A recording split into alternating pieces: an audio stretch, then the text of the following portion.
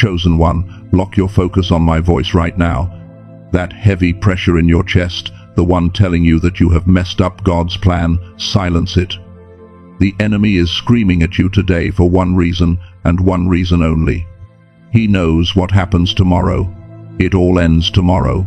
The struggle, the confusion, the warfare. But listen closely, because this is critical. It is not ending because of luck. It is ending because of what you have done.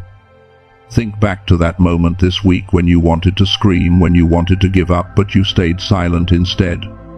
You did not know it then, but that silence was a weapon. That specific moment of restraint was the act that signed the enemy eviction notice. You did not ruin your destiny, you accelerated it. God blocked everything else you were supposed to do today, just to bring you this verdict. So anchor your spirit, because I am going to read the decree that changes everything. You did not find this recording by accident. The algorithm did not bring you here, the Holy Spirit did. This is a divine appointment scheduled before the foundations of the earth. You are standing at a threshold, and I need you to stay until the very last second of this transmission, because in the next few minutes I am going to hand you the legal decree that cancels the enemy assignment against your life. I am going to walk you through the zero compromise audit so you can see exactly where you won the battle, even when you felt like you were losing. And at the end, we will seal this eviction notice with a prayer that locks the door on your past forever.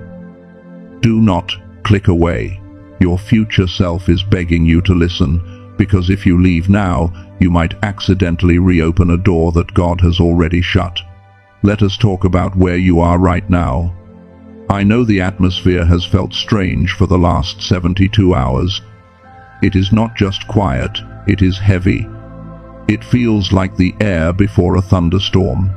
Maybe you were sitting in your car yesterday, staring at the steering wheel, unable to turn the key, feeling a wave of exhaustion so deep it felt like it was in your bones. Or maybe you woke up at 3 in the morning this week with your heart racing, scanning the darkness of your bedroom, feeling like something was wrong, but you could not put your finger on it. You feel suspended, like you are floating in a void between the life you had and the life you were promised. And in this void, the enemy has started whispering a very specific lie to you. Listen to your thoughts. He is telling you that the reason everything feels stalled is because of something you did. He is replaying that moment from last week over and over in your mind. That moment when you walked away from that person. That moment when you refused to help because you were too tired. That moment when you just stopped trying. The accuser is telling you that was failure. He is telling you that because of that moment you have disqualified yourself and the blessing has been delayed. But I need you to hear what the scripture actually says about this moment. Look at Nahum chapter 1 verse 9. It says, "What do you conspire against the Lord? He will make an utter end of it. Affliction shall not rise up the second time." Listen to that promise. Affliction shall not rise up the second time. The Hebrew word for utter end here means a complete extermination, a total finishing. God is saying that the battle you are fighting right now does not have permission to repeat itself. The enemy is trying to trick you into thinking this is a cycle. He wants you to believe that, because of your actions, you have reset the clock, and you have to do this lap around the wilderness again. But that is a deception. You are not in a cycle, you are in a conclusion. The heaviness you feel is not the weight of punishment, it is the weight of finality.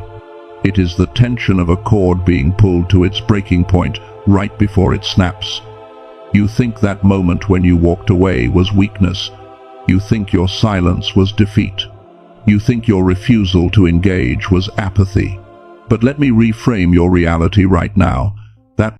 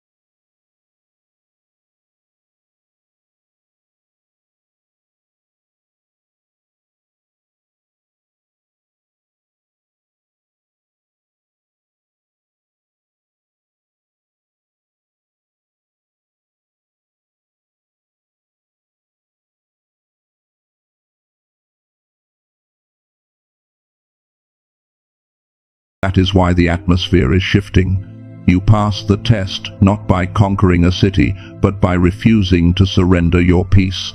Now we are going to apply this. We are going to prove to your logical mind that you have already won this battle. We are going to perform what I call the zero compromise audit. I do not want you to move your body, but I want you to move your memory. I want you to turn your internal gaze backward and scan the last 72 hours of your life. We are going to find the evidence of your victory. Visualize your timeline from 3 days ago until this exact moment.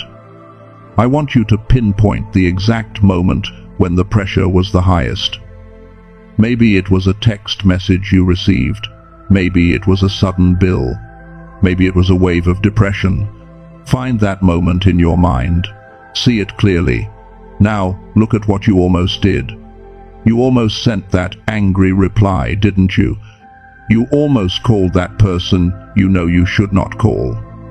You almost made a decision out of fear. But then look at what you actually did. You stopped. Maybe you just went to sleep. Maybe you stared at the wall. Maybe you cried. But you did not compromise.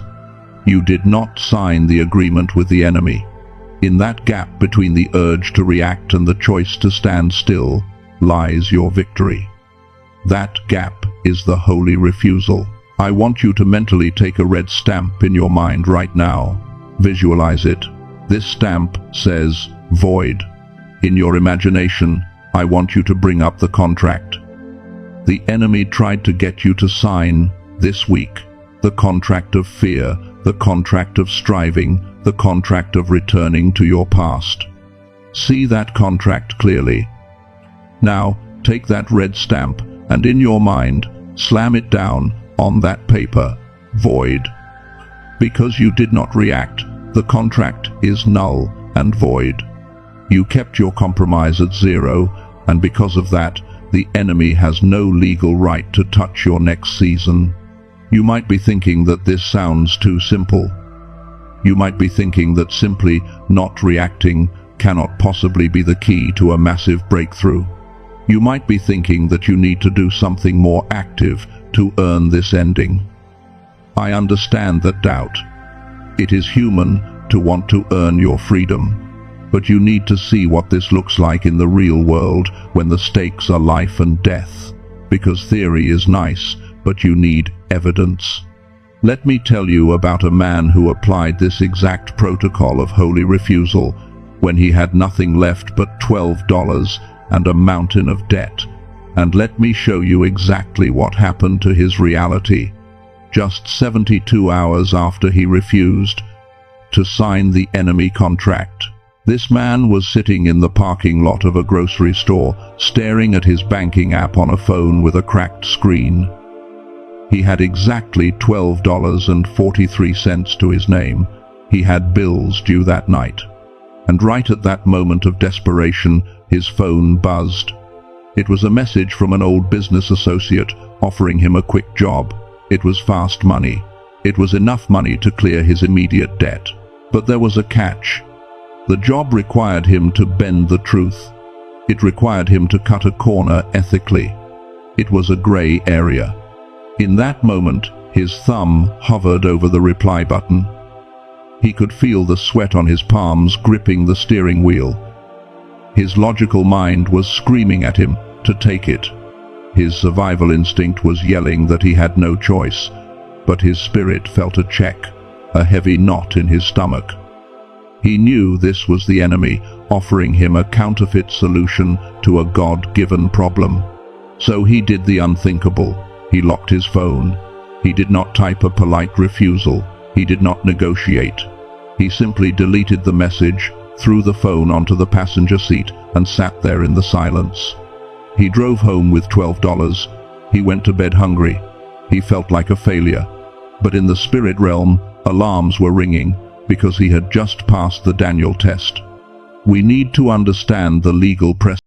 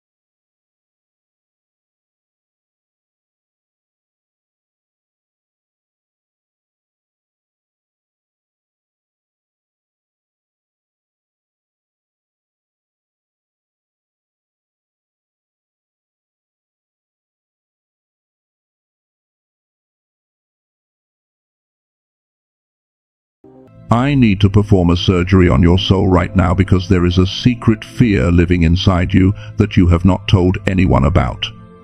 It is the real reason this transition feels so violent. You say you want the struggle to end. You pray for the breakthrough. You fast for the peace. But if we are being completely honest, there is a part of you that is terrified of the war ending. You have been in the trenches for so long that you have forgotten how to be a civilian. You have been fighting for your sanity, your finances, and your family for so many years that survival mode has become your personality. Ask yourself the hard question: who are you without the struggle? Who are you when you do not have a crisis to fix? Who are you when you do not have an enemy to fight? That thought scares you, doesn't it? Peace feels suspicious to you. When things get quiet, your nervous system does not relax, it panics. You think the silence is just the calm before another storm. You are waiting for the other shoe to drop. You have become addicted to the cortisol of the battle. And right now, as you stand on the edge of this new season, your spirit is trying to cross over, but your flesh is trying to pull you back into the pain because the pain is familiar and the freedom is unknown. This is exactly what happened in the book of Exodus. We often miss the psychology of the Red Sea moment. We think the Israelites were just afraid of Pharaoh's army behind them. But look at what they screamed at Moses. They said, trembling in their voices, "Why did you bring us out here to die? Were there not enough graves in Egypt?" Listen to that. They were literally begging to go back to slavery. Why? Because in Egypt they knew the rules. They knew who they were, even if they were slaves. But out there in the wilderness, facing the freedom of the promised land, they had an identity crisis. They preferred the familiar hell over the unfamiliar heaven. You are standing at your Red Sea right now. The enemy army is behind you, and the waters are parting before you. And the panic you feel today is not because you are about to lose. It is because you are about to be free, and you do not know how to operate in freedom yet. The enemy knows this. He knows he cannot legally touch you anymore because you passed the Daniel test. He knows the contract is void. He knows the blessing has been released and the angels have been dispatched. So here is the twist that changes everything about how you see this week. The enemy is no longer attacking you to stop you. He is attacking you to evict you. There is a massive difference. To stop you means he has the power to block your blessing. He does not. That power was broken when you stood in holy refusal. But to evict you means he has to trick you into voluntarily walking out of the house that God has already given you. Imagine you have just been handed the deed and the keys to a mansion. It is legally yours. The enemy cannot break down the door. He cannot pick the lock. He cannot steal the deed. So, what does he do? He stands on the front lawn and he screams. He throws rocks at the windows. He sets off the fire alarm. He creates so much noise and so much chaos and so much fear that you get overwhelmed and you run out the front door back to your old shack just to make the noise stop. That is what is happening in your spirit right now. This anxiety is not a sign that things are going wrong. It is the fire alarm the enemy is pulling to get you to evacuate your position. He wants you to self-sabotage. He wants you to say, "I can't take this anymore," and quit right when the ink is drying on your victory. He wants you to forfeit the blessing because you are too uncomfortable to sit in it. He is banking on your addiction to the struggle. He is betting that you will choose the familiar pain of the past over the uncomfortable pressure of the promotion. But you are not going to take that bait. You are going to stay in the house. You are going to let him scream on the lawn while you sit at the table God has prepared for you. Because now that you know his strategy is eviction, you can prepare for his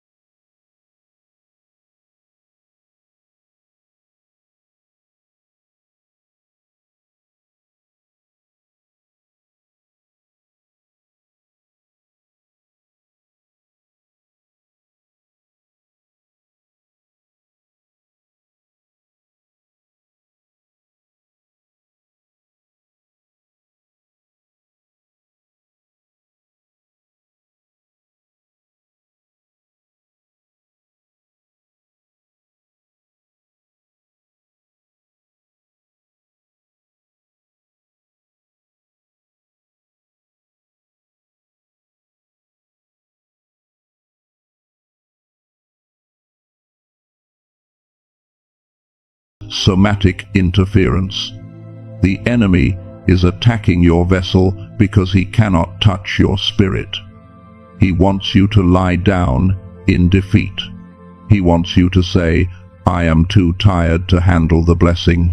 Do not accept that diagnosis. Do not claim that sickness. In your mind right now, I want you to visualize that heaviness as a dark cloud hovering over your skin. Now mentally blow it away. Command your body to align with the victory in your spirit. This pain is not real. It is a shadow, and shadows cannot hurt you unless you believe in them.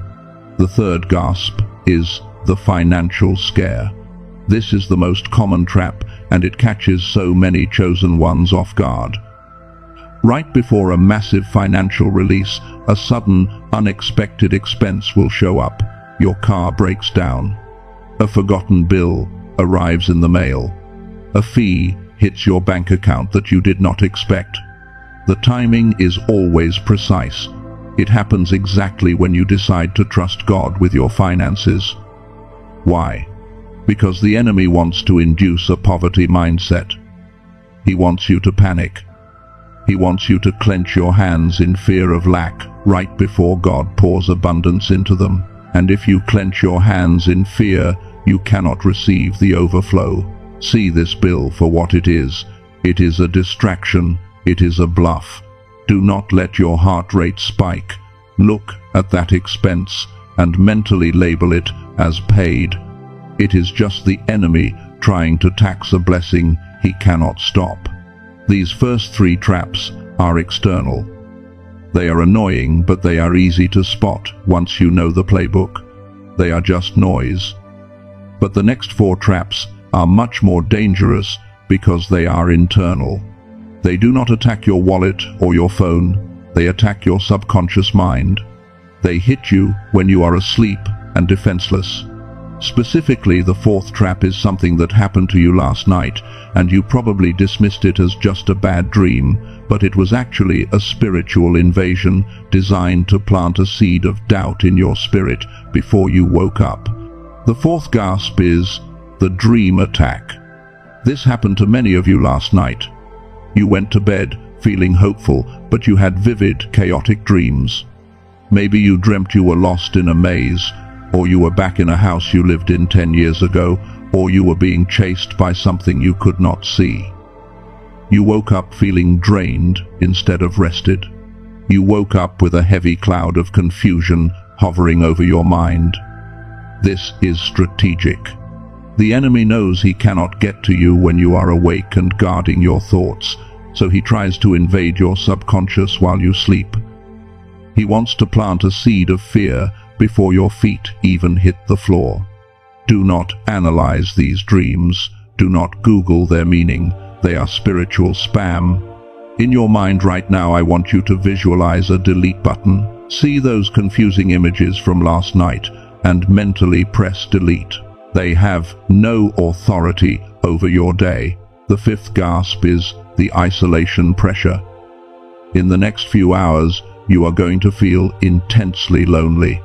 You will look at your friends, your family, even your spouse, and you will feel like you are speaking a different language. You will feel a desperate urge to explain yourself, to make them understand what you are going through. Do not do it. This is a trap. The enemy wants you to cast your pearls before swine. He wants you to leak your spiritual energy, trying to validate yourself to people who are committed to misunderstanding you. Embrace the isolation. It is not rejection, it is protection. You are in the cocoon phase of the transformation, and a cocoon only has room for one. The sixth gasp is the imposter syndrome. This is the voice that will whisper, "Who do you think you are to receive this blessing?" It will remind you of your past mistakes. It will bring up your lack of qualifications. It will tell you that you are a fraud and that everyone is going to find out. This trap is designed to make you decline the invitation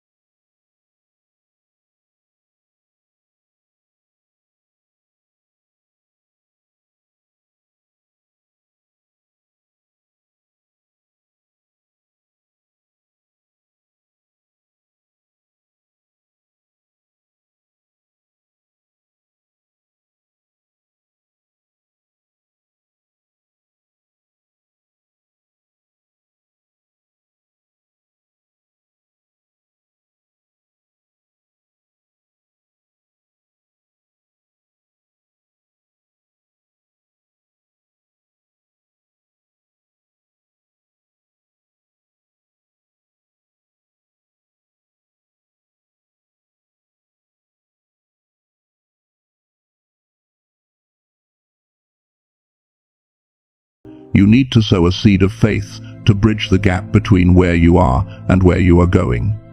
This does not have to be money. It can be an act of kindness. It can be a prayer for someone else. It can be forgiving a debt someone owes you. Do something today that the future version of you would do. Act like you are already in the blessing. This signals to the spiritual realm that you trust the transition. You have the traps identified. You have the airlock protocol activated. Now, I want you to look at the clock, or just feel the time of day. The timeline is shifting beneath your feet. The atmosphere is thinning. We are approaching the final crossover point. Let me show you exactly what is going to happen by this time tomorrow, because the prophetic picture I see for you is not just a change of circumstances, it is a complete rewrite of your reality. Let me anchor this in reality for you, because I know your logical mind is fighting to believe that a simple shift in behavior can truly end a season of suffering that has lasted for years. You are wondering how silence can possibly break a curse. I want to tell you about a woman who sat at a family dinner table just a few months ago. She was the black sheep of her family. Every time they gathered, she was the target. They mocked her faith. They questioned her career choices. They belittled her dreams. For years, her response was always the same. She would fight back. She would defend herself. She would cry. She would leave the table in a rage. And every single time, the enemy won because he stole her peace and lowered her frequency. But this time, she had received the revelation of the airlock protocol. She sat at that table, and the insults started flying. Her brother made a snide comment about her financial situation, asking when she was finally going to get a real job. Her mother critiqued her life choices, implying she was behind in life compared to her cousins. In the past, she would have snapped. Her heart was racing. She gripped her fork so hard her knuckles turned white. She wanted to scream. She wanted to throw the facts in their faces. But she remembered the protocol. She remembered that her words were coordinates for the enemy. So she did something radical. She stayed completely silent. She did not defend herself. She did not storm out. She just took a bite of food, chewed slowly, and internally blessed them. She visualized herself behind a thick glass wall where their words could hit the glass but could not touch her spirit. The result was terrifying at first. The silence at the table grew awkward. They tried harder to provoke her because her lack of reaction confused their demons. But because she gave them no fuel, the fire eventually burned out. The dinner ended. She went home feeling like she had swallowed a rock, but she had kept her peace. She thought nothing had changed. She thought she had just endured another painful night. But the very next morning, by that time the next day, her phone rang. It was her brother, the one who mocked her the most. He was crying. He said, "I do not know what happened last night, but when I looked at you I felt ashamed. I saw a strength in you I have never seen before." And right there on the phone he offered to pay off her credit card debt. That is the power of the transition you are in. When you change your response, you change your timeline. By this time tomorrow, you are going to see the fruit of your holy refusal. I want you to look at the vision in Habakkuk chapter 2 verse 3. It says, "For the vision is yet for an appointed time, but at the end it shall speak and not lie. Though it tarry, wait for it, because it will surely come." The word tarry here is the Hebrew word maha. It does not mean to be late. It means to question or to hesitate. It implies that there is a period where it looks like God is hesitating, where it looks like the promise is questioning your worthiness. That is the airlock phase. That is the silence you are in right now. But the verse promises that at the end it shall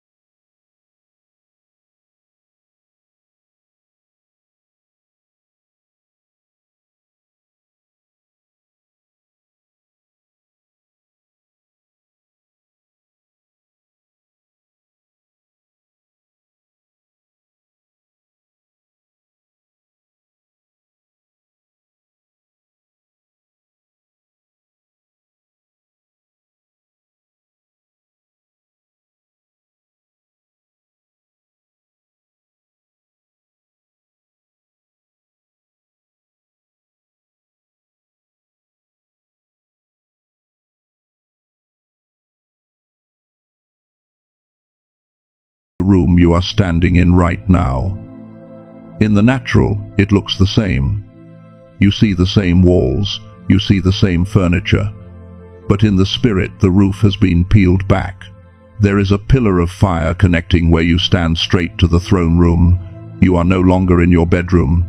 You are no longer in your car. You are standing on holy ground. The atmosphere around you is thickening. If you feel heat in your hands, that is real. If you feel a tingling on the back of your neck, that is the atmosphere shifting. The angels that have been assigned to your case are stepping closer. I speak to the spirit of heaviness that has been sitting on your chest for the last 40 days. I know you are there. I know you have been suffocating this chosen one, making them feel like they are drowning in dry land. But your time is up. In the name that is above every name, I command the spirit of heaviness to loose its grip right now. Exhale. I want you to literally blow the air out of your lungs. Push it out. That heaviness is leaving. It cannot stay in the presence of the King. I speak to the spirit of confusion that has been clouding your mind, making you doubt your own sanity. The one that wakes you up at 3 in the morning with racing thoughts. We serve you an eviction notice right now. Clear out. Get out of their mind. Get out of their dreams. Get out of their nervous system. Peace is returning to this vessel. Chosen one, feel your feet on the ground. You are rooted. You are grounded. You are not a leaf blowing in the wind anymore. You are a tree planted by the water. The storm can scream, but it cannot move you. We are now standing before the judge. The court is full. The cloud of witnesses is watching. These are the ones who went before you, the ones who kept the faith. They are leaning over the balcony of heaven right now, cheering you on, because they know that your victory is part of their legacy. The accuser is here too. He is standing to your left. He is holding the file of your mistakes. He is holding the record of the time you fell, the time you doubted, the time you got angry. He is ready to read the charges. He wants to argue that you do not deserve the breakthrough ending tomorrow. He wants to argue that you are disqualified by your past. But we have a silencer. We have an advocate who steps forward. He places his hand on your shoulder. Feel the weight of that hand. It is not heavy. It is warm. He looks at the judge and he points to the blood on the mercy seat. He says, "This one is mine. The debt has been paid." The file the accuser is holding is outdated. It was cancelled at the cross, and it was ratified by the holy refusal of this chosen one this week. The judge is nodding. The gavel is raised. The atmosphere is ready for the decree. We are not asking God to do something He has already done. We are agreeing with what has already been written. We are about to open your mouth and speak the legal language that dismantles the enemy infrastructure in your life. I want you to speak this out loud if you can, or scream it in your spirit. We are going to address every trap, every lie, and every chain, one by one, and we are going to watch them shatter in real time. Now that the atmosphere is cleared, we move to the dismantling. We are going to go down the list of the 7 last gasps that the enemy tried to use against you this week, and we are going to break their legal right to exist in your future. Open your mouth and agree with me. If you cannot speak loud, whisper it. If you cannot whisper, scream it in your mind. I address the first trap, the recall. To every spirit of the past, every ex-lover, every toxic friend, and every old failure that tried to resurface in the last 24 hours to drag this chosen one back to Egypt. I serve you a restraining order right now. You have no jurisdiction here. The version of them that you knew is dead.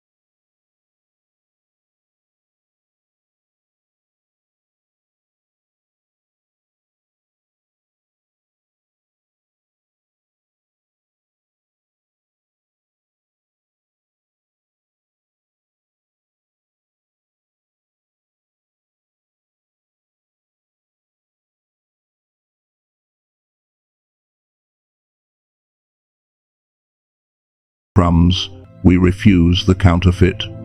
We refuse the Ishmael so we can wait for the Isaac. I declare a spirit of endurance over this chosen one. They will not stop until the full promise is manifested in the physical realm. Now we seal the protocols. I take the zero-compromise audit that this chosen one performed this week, the holy refusal, the moment they stood still and did not react, and I stamp it with the signet ring of the King. It is recorded in the books of heaven as a pass test. Because they refuse to compromise, the enemy has no legal entry point. The breach is repaired. The wall is secure. I seal the airlock protocol. I declare that their mind is cleansed of the former things. I declare that their tongue is tamed and aligned with victory. I declare that their expectation is creating a landing strip for the miraculous. We lock these new behaviors in place. They are not just temporary actions, they are the new default settings of their character. I declare over the enemy's assignment against your life, null and void. It is cancelled. It is finished. The contract of suffering is shredded. The cycle of delay is broken. The legal claim the enemy thought he had because of your family bloodline is overruled by the royal bloodline you have been adopted into. Listen to the silence in the spirit right now. The chains have fallen. The accuser has left the courtroom. The traps have been dismantled. The enemy is bound and gagged in the corner. But look at the center of the room, the throne of your heart. It is swept clean, but it is empty. We cannot leave it empty. We have dismantled the old, but now we must establish the new. We have evicted the squatter, but now the rightful owner must take possession. The chair is empty, chosen one. It is time for you to sit down. It is time for you to put on the crown of your new identity and issue the first decree of your new era. In your spirit, I want you to visualize yourself walking to that center chair. Do not hesitate. You have spent years standing in the corner waiting for permission to exist. Today, you take the center stage of your own destiny. Sit down. Feel the weight of your authority settling upon you. This is not a chair of rest, it is a chair of rule. You are no longer a victim of your circumstances. You are the governor of your atmosphere. I want you to feel something heavy settling on your shoulders right now. It is not the spirit of heaviness we just cast out. It is the mantle of the chosen one. It feels like responsibility mixed with power. It is the armor of light. Wear it well.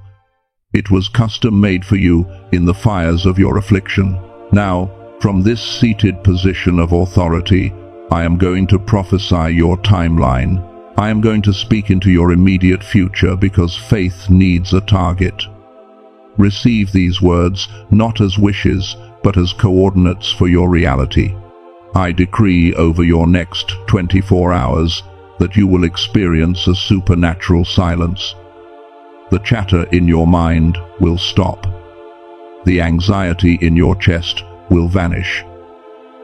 The enemy will try to knock on your door, but he will find the locks changed. You will wake up tomorrow morning with a song in your spirit and a clarity you have not felt in years. The fog is gone. I decree over your next 7 days that you will see a physical sign of this shift. I declare a ram in the thicket moment. Whatever resource you are lacking, whatever answer is missing, it will appear suddenly. It might be a phone call, it might be a check in the mail, it might be an unexpected apology. Watch for it. When you see it, do not call it luck, call it the evidence of your holy refusal. I decree over your next 30 days that you will regain the ground you lost in the last 3 years. I speak acceleration over your purpose. The doors that were slammed in your face will